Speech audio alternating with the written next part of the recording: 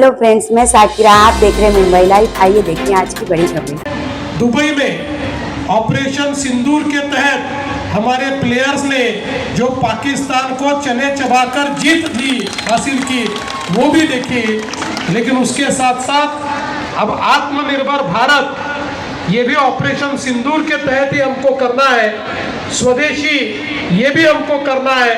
और हमारे प्रधानमंत्री जी ने जीएसटी की दरों को घटाकर जो सौगात हम सभी को दी है, उसके चलते अब फिर एक बार भारत को खड़ा करने का काम हमको करना है। तो ती मातेची आराधना करायला, इथे येतो आमची संस्कृती टिकवायला आणि ऑफकोर्स एन्जॉय करायला।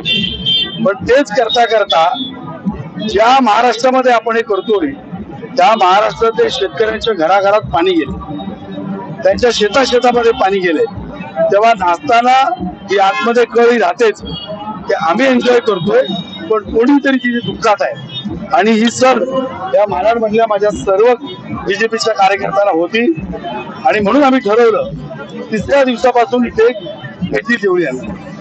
आम्ही एक एक व्हिडिओ बनवला, तो सर्क्युलेट केला, बॅनर्स लावले, लोकांना अपील केलं की तुम्ही इथे नाचायला येत आहे तर लोकांनाही मदत करा। तर लोकांची आलेली मदत, आम्ही काही लोकांनी बाहेर जाऊन केलेली मदत आणि काही दानदात्याने दिलेली मदत असं मिळून आम्ही आज 21 लाखाचा चेक मुख्यमंत्री सहायता निधीमध्ये दिला आहे। असं म्हणतात, जो स्वतःसाठी जगतो तो कायमचा मरतो आणि जो लोकांसाठी मरतो तो कायमचा जगतो। आणि असं मी आवाहन लोकांना केलं की तुम्ही लोकांच्या मनात राहा, या शेतकऱ्यांच्या मनात राहा।